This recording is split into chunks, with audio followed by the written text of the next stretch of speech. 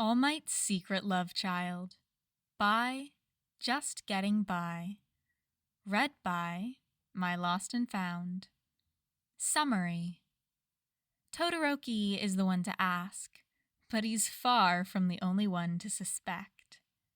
AKA, how the rumor of Midoriya being All Might's secret son spread through Class 1A and beyond.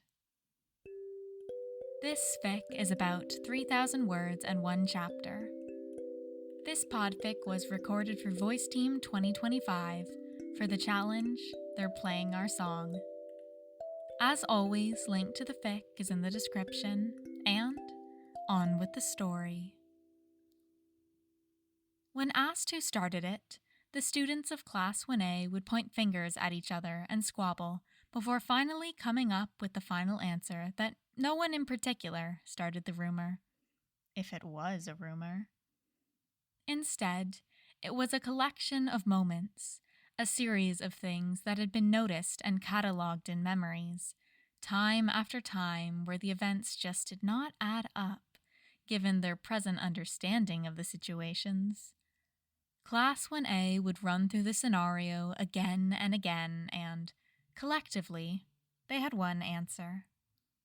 Midoriya Izuku was All Might's secret love child. There was really no other way that anything made sense. Contrary to popular belief, it wasn't Todoroki Shoto who was the first one to suspect the connection, though he was the first one brave enough, or stupid enough, to confront Midoriya. The first person to suspect the connection between the hero and the wild boy in his class was Tokoyami Fumikage. Even before the class was dragged out to the field, Tokoyami had his suspicions about All Might. Why now, after a long streak of working alone, was the number one hero trading in fights for a classroom? It didn't add up. There had to be a part of the equation he was missing. So when he heard his classmates buzzing about Midoriya, a nondescript-looking kid who'd knocked out the 0-pointer in the exam with a single punch, Tokoyami raised his eyebrow. Overall, Midoriya didn't look like much. He didn't show off his muscles all flashy like Bakugo and Kirishima. He wasn't tall and built like Ida or Shoji. But there was something about him. His quirk was a powerhouse, buzzing energy and powerful punches. Where did that come from? Tokoyami supposed the idea began to form without him realizing it over the first few days of class. UA was overwhelming for him too, despite how much he tried to act like everything was fine as he slipped into the new routine. Everything about the place was loud and daunting, from the towering exterior to the hallways packed with students who had some of the wildest and strangest quirks in all of Japan. Tokoyami was so focused on just surviving his first week and not freaking out his new classmates with Dark Shadow, as he had in junior high. He almost missed the most telling clue of all. Midoriya had no reaction to meeting All Might. This kid, who seemed to have an encyclopedic knowledge of every hero, only smiled at the number one hero in the country. The hero was the symbol of peace, the one they'd all grown up watching splashed across headlines. Everyone in the class was buzzing when they finally met the guy, even Todoroki and Ida, who were no strangers to meeting heroes. Before the class, they'd all sat around in the cafeteria, whispering about how undeniably cool it was going to be. "I heard he's over 7 feet tall," whispered Ashido, as she leaned in across the table. "And just solid muscles." That afternoon, when All Might walked into Class 1A, they sat there in stunned silence. It was one thing to know about All Might as an idea. It was entirely another to see him in person. As kids, they'd grown up seeing his face on everything from backpacks to snack wrapping to pajamas. All Might was pervasive in culture. He was always there. but always as an abstract sort of idea, not as a real person. Seeing him in person was enough to leave anyone reeling. He wasn't just the guy on the screen, he was now their teacher. For anyone, it took a few moments to mentally stitch together those ideas. Anyone except Midoriya, apparently. The one who'd been starstruck by Eraserhead simply raised his hand in a small wave, smiled, and looked back down to his paper. Weird, thought Tokoyami. Did they already meet? The thought lingered in his mind for the rest of the day. As he watched Midoriya fight with Bakugo in their foundational training, something began to click into place. The raw power behind Midoriya's quirk, the way All Might was suddenly teaching, Midoriya's lack of reaction, the way All Might stared at the screen, showing the fight as if he had some personal stake in the outcome. None of this was normal. The only way to explain it is if there was a connection between the two, a personal one, like father and son. Aizawa was the second one to draw out the connection. It was for the best he didn't know that fact. He'd never lived down the idea that one of his students was quicker to come to the obvious conclusion than he was. It started on his way home after the first week of classes. On the train, he gripped the handrail, closed his eyes, and let the rocking motion take him into a half-sleep. But before Aizawa could completely drift off, he snapped back to reality. Why had All Might been lurking around his class? He'd never gotten along with the hero. They didn't hate each other, not by a long shot. But the few missions they'd ended up alongside each other weren't without their bumps. If All Might wanted to observe a class for the sake of learning to teach, there were a dozen other classes he could have dropped in on. He didn't announce his presence either. He'd watched the whole thing lurking around the corner. What was that all about? Aizawa turned it over in his head as he walked from the train station to his apartment. Would All Might really be the type to go out of his way just to criticize Aizawa's teaching style? That didn't seem in character, as loath as Aizawa was to admit it. That evening, he took the empty containers of takeout sushi to the garbage chute. It all snapped together. How had he missed it before? Aizawa had assumed that All Might was there for him. He wasn't. The hero had come to watch Midoriya, the kid with a ridiculously powerful quirk. Aizawa could have smacked his head. Heroes having illegitimate children was far, far from unheard of.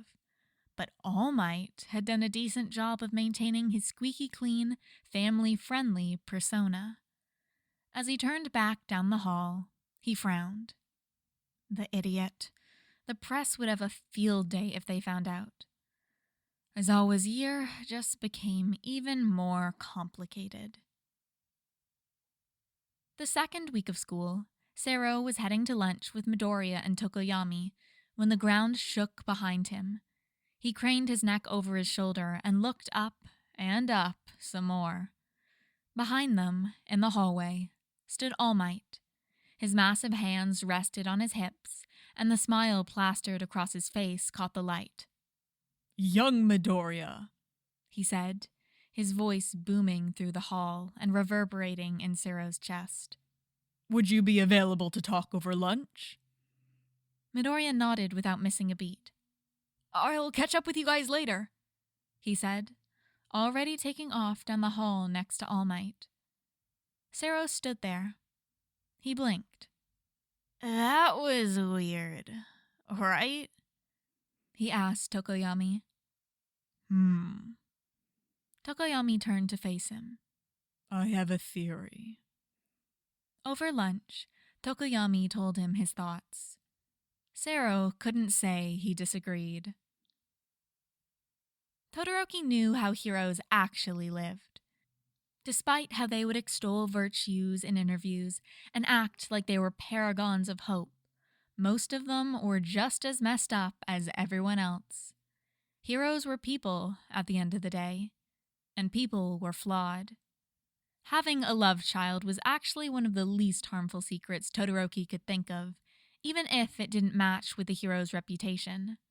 At the end of the day, though, it didn't really hurt anyone. When Midoriya sputtered and stumbled over his words as he denied the claim, Todoroki wasn't convinced. Not completely. Midoriya would have probably denied it either way. Through the rest of the students, the rumor spread like a grass fire. Sero told Koda, Koda told Sato. Sato mentioned it in passing to Higakure and Odoro. Higakure whispered it to Ashido. The chain stopped, though, when Ashido brought it up after school one day to a group of them gathered around the lockers after class. "It makes sense, doesn't it?" she asked. Jiro, Shoji, and Mineta all seemed lost in thought. "It would explain a few things," Jiro admitted after a moment. "Everything about Midoriya is a mystery." Shoji shouldered his bag on his middle arm. "See? It's not a ridiculous theory," Ashido said, bouncing on the balls of her feet. "The more you start to think about it, the more it makes sense." Mineta looked up. "So, is Midoriya's mom, super hot?" Before Ashido could even scream back at him, Shoji brought a fist down on Mineta's head. "Don't talk like that." "Hey!" Ida called from across the hall. In hurried strides, he crossed over to them. "Fighting in the halls is unbecoming of students in the hero course."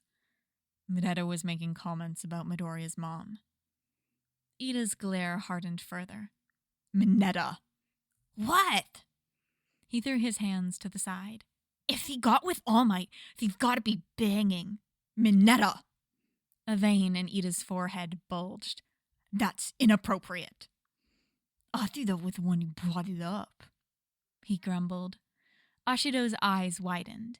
"Hey!" she yelled at the same time as Ida called, "Ashido!" No one seemed to know what to say next.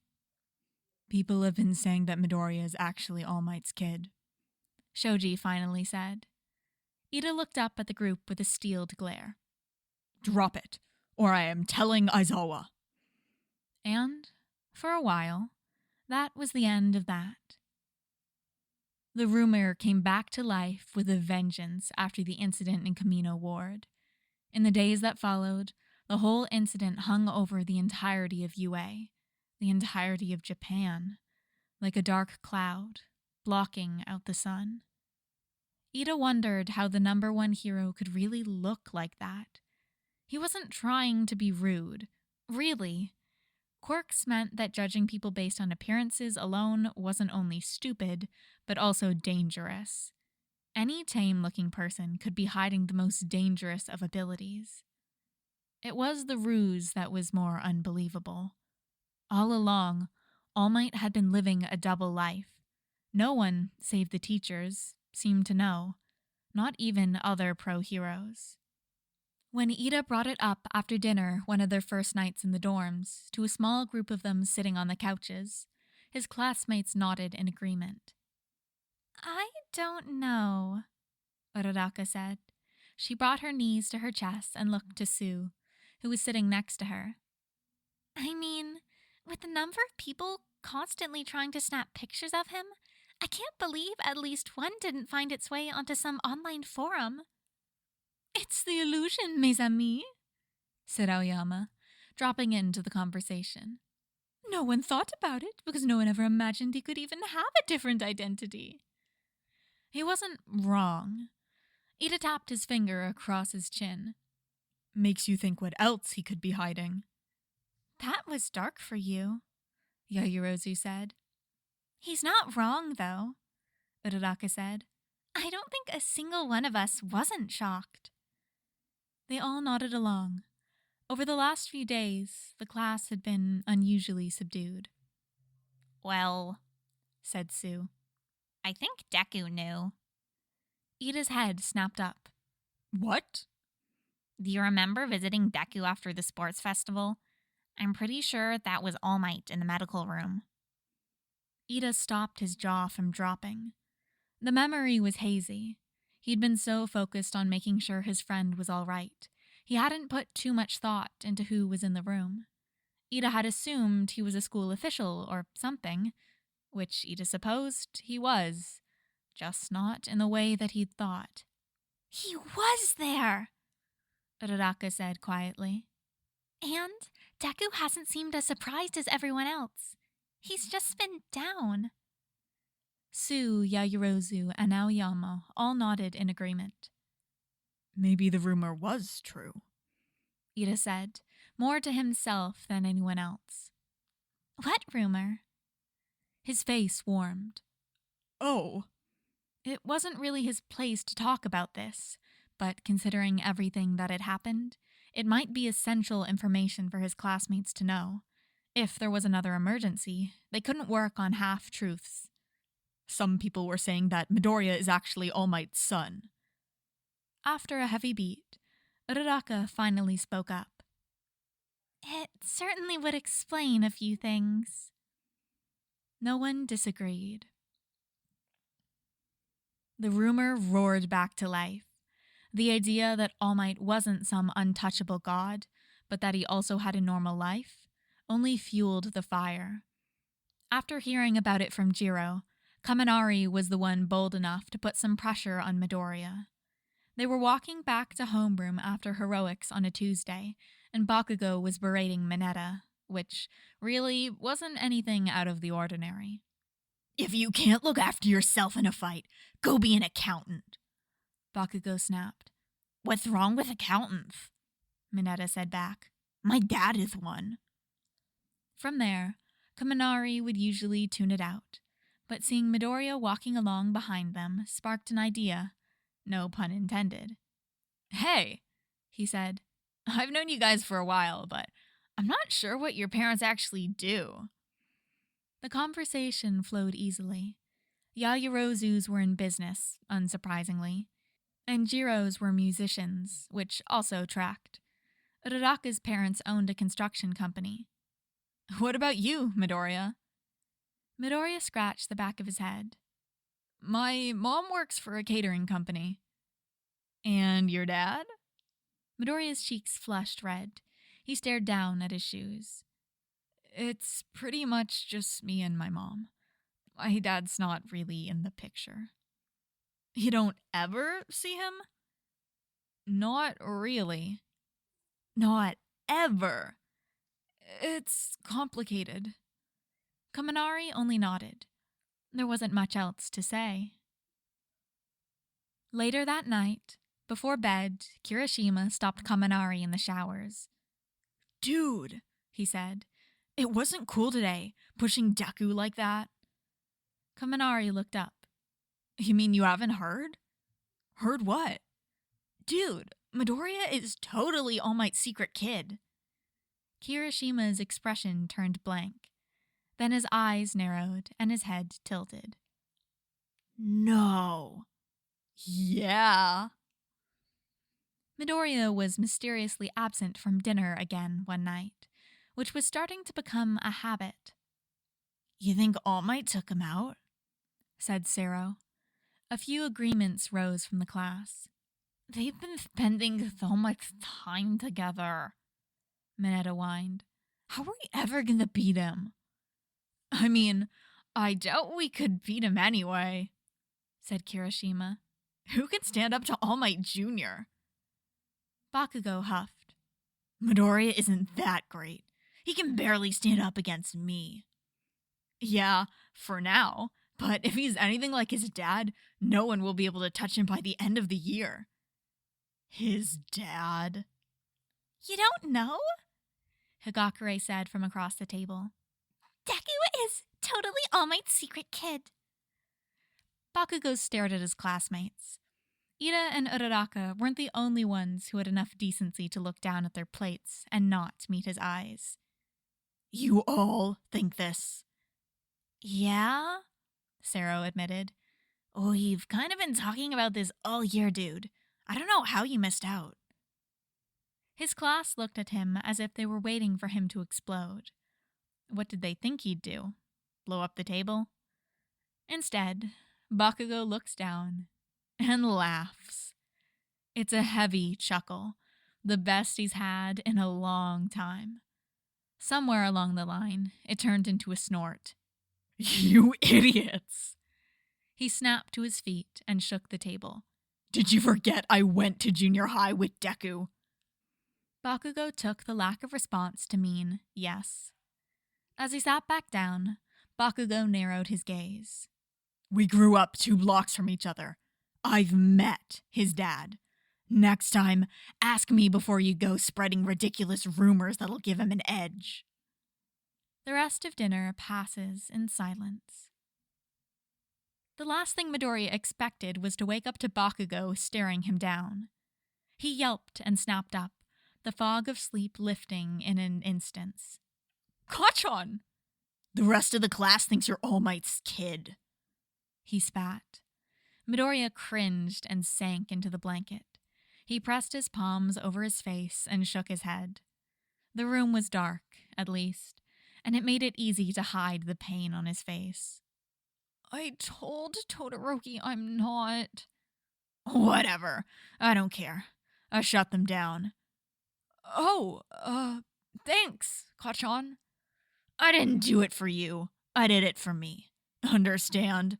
I'm not going to let you win just because the rest of the class has it in their heads that they can never beat All Might.